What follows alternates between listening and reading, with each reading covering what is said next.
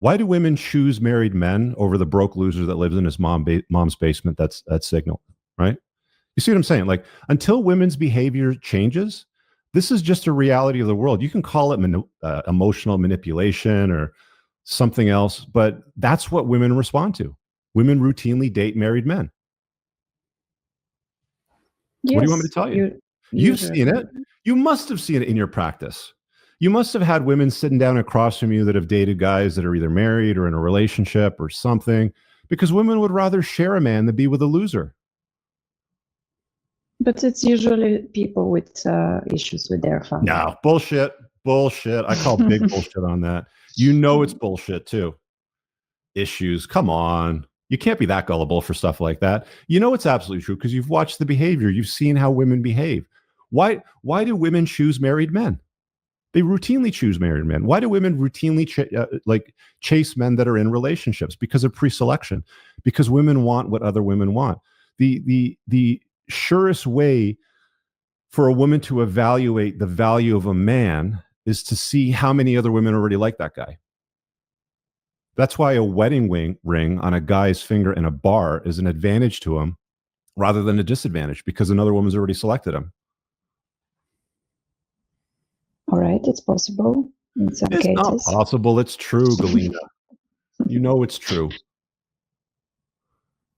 Let me ask you this question. Okay, so you deal mostly with women. So when a guy cheats on a woman, she usually wants to know what? She usually wants to know what? What does she usually want to know? Did he love her? Right? Mm-hmm. But when a woman cheats on a man, you know what he wants to know? What? Did you fuck him? How many times did you fuck him? How did you fuck him? Where did you fuck him? Mm-hmm. Did you have Yes. orgasms when you fucked him? Right? It's a different conversation. Men and women are absolutely different in so many ways. And we're better together than we are apart. But we need to stop lying to women with psychobabble and nonsense about emotional manipulation. A man can absolutely love his woman wholeheartedly. He can be fully committed to her, but be 99% monogamous to her sexually. You see what I'm saying? Yeah, but we're not going to cheating- agree on that. Cheating has nothing to do with sexual drive, but everything to do with emotional Bullshit. maturity. That's all psychobabble bullshit. Well, sorry, but I'm a psychologist. Hey, I get it, but I'm just telling you that you're wrong. Just because you have a degree and I don't doesn't mean that you're right about that. I can absolutely tell you, 'cause I've read all the Evo Psych books. Even a psychologist has written about it. I'm telling you, go read Taraban's book. You'll see exactly what I'm talking about. It's in chapter 11. All right, but I think most people enter partnerships expecting their partner to fulfill all their needs, excitement and variety. Yeah, that's the problem. Like, they want their partner to fulfill all their needs. I mean, if a woman doesn't want a guy to stray, she should be doing things for that guy that she's never ever done before. If she doesn't want him to stray, like, she should be offering him, the tastiest, most nutritious meals, the best sexual opportunities that have never been offered to him before, being useful in his life, all of these things, right? If she doesn't want a guy to stray, and even if he does stray, so what? So what? Big deal. Did a woman come knocking on his front door and say, "Hey, I'm married with Bill's," or sorry, I'm pregnant with Bill's kids, and I'm going to take some of his resources and provisioning away from you? Just watch how women behave, Galina. Women routinely date married men. Women routinely date guys in long-term relationships.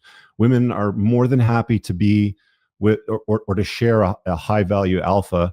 They'd rather do that than be with a loser all day long. Anyway, so that's red flag. So let's talk about spinning plates, because you want to talk about that as well. Yeah. I think from my perspective, again, psychological one, but I think that spinning plates is some kind to heal men who are codependent. I'm happy that I amused you. Yeah, honestly, you got to read some Evo Psych. You got to start with Terabyte. You know who else wrote some good books too is Dr. Sean T. Smith. He writes them for men and women. He's also a clinical psychologist. But Orion Taraband's book, you should definitely read that, because like the psychobabble stuff that you're getting into with healing and emotional this and that and all that sort of stuff. So, men, like saying that men spin plates because of some psychologist sort of like narrative. Women are natural plate spinners. Women will naturally date multiple men simultaneously, right? It's been said that there's no single women out there. Even if you go on a dating app, every single one of those women on a dating app is talking to another guy, sleeping with an ex, has a friends with benefits, banged some guy when they were away for the weekend in Vegas with their girlfriends. There's no such thing as single women or women, dating one man. They just don't. They don't. They're like I think humans are more serial monogamous, more than anything, or maybe monogamish sort of thing. But that's like, men should absolutely spin plates. Absolutely. Because there's no way that you can determine good from bad. You don't go to the grocery store and pick up the first orange and buy it and put it in your buggy.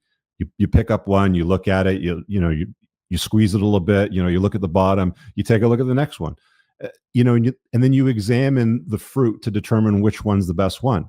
That's how things need to be done if you want to get something that's of good quality for you. So dating multiple women simultaneously in a non-monogamous fashion is absolutely the best way for men to sift through, bad women from good.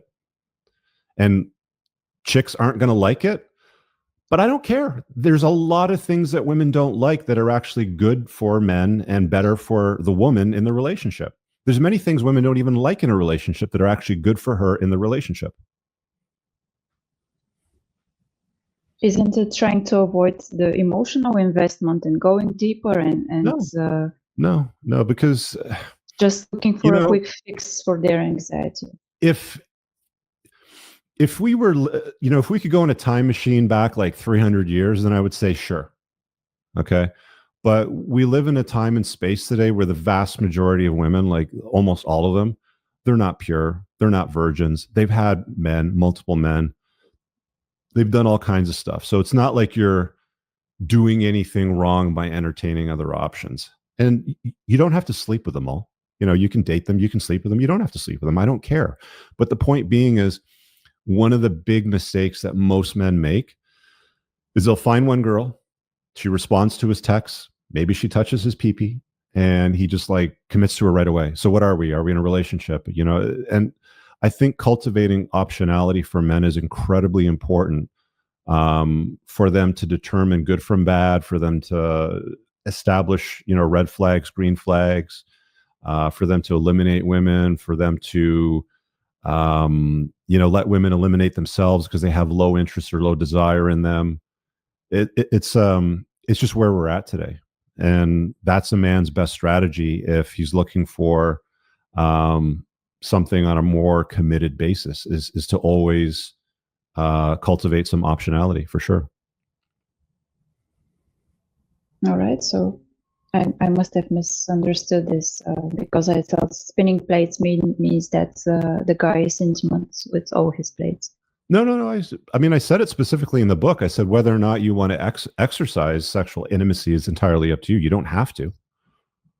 Mm-hmm. Although many guys might. It's an absolute perk of dating, right? So some guys do too. All right, guys, I really hope that you enjoyed that clip. If you want to check out the full-length podcast episode, you can find that right over here. Also, make sure you visit my website over here, where you'll find my supplements, the opportunity to book me privately one-on-one for coaching, and most importantly, my new School of Unplugging, which you'll find on the courses tab. Newer to the channel, hit subscribe.